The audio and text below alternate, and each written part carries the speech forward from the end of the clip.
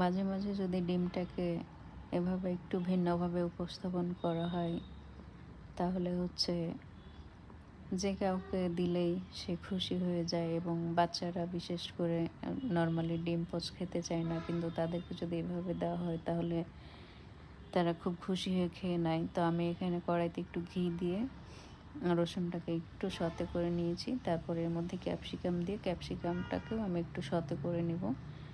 তো এটা একটু সতে হয়ে গেলে তারপরে এর মধ্যে আমি ক্যাপসিকাম অ্যাড করে নিচ্ছি। ক্যাপসিকামটা দিয়ে 1 মিনিট মতো আমি আবার একটু নেড়ে চেড়ে নিব।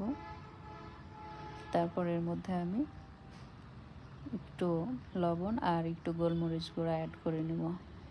এখানে হচ্ছে জাস্ট এই 2টা মশলাই আমার ইউজ হবে, এছাড়া আর অন্য কোনো মশলা আমি দেব না। তো এটাকে আমি একটু ভালো করে সতে করে নিচ্ছি। আর এটা খেতে যে এত মজা হয়, যা না খেলে কেউ বুঝবেন না। আপনারা অবশ্যই বাসায় এই রেসিপিটা ট্রাই করবেন। আর এর সাথে যে কোনো সবজি দিতে পারেন। আর এখন শীতকালীন অনেক সবজি আছে, ফুলকপি, ব্রোকলি, পেঁয়াজকলি, পেঁয়াজের পাতা, এগুলো দিয়েও আপনি করতে পারেন। তো আমার সবজিটা সতে হয়ে গেছে। এর মধ্যে আমি একটু ফাঁকা করে নিয়েছি, এর মধ্যে আমি একটা ডিম ছেড়ে দেব। তো আমার হচ্ছে একদম অল্প ঘি ছিল, এর জন্য হচ্ছে আমি একটু তেল অ্যাড করছি।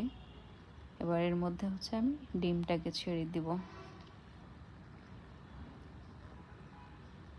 আমি এবার ডিমের উপরে 1 পিঞ্চ লবণ আর 1 পিঞ্চ গোলমরিচ গুঁড়া দিয়ে ডিমটাকে ঢেকে দিব। এটা হচ্ছে জাস্ট 1 থেকে 1.5 মিনিটের মধ্যে আমার ভেজিটেবল শাকসুকাটা রেডি হয়ে যাবে। আর এটা রুটি পরোটার সাথে যে খেতে এত মজা হয়, অনেকে এমনি হচ্ছে যারা হচ্ছে ডায়েট করে তাদের জন্য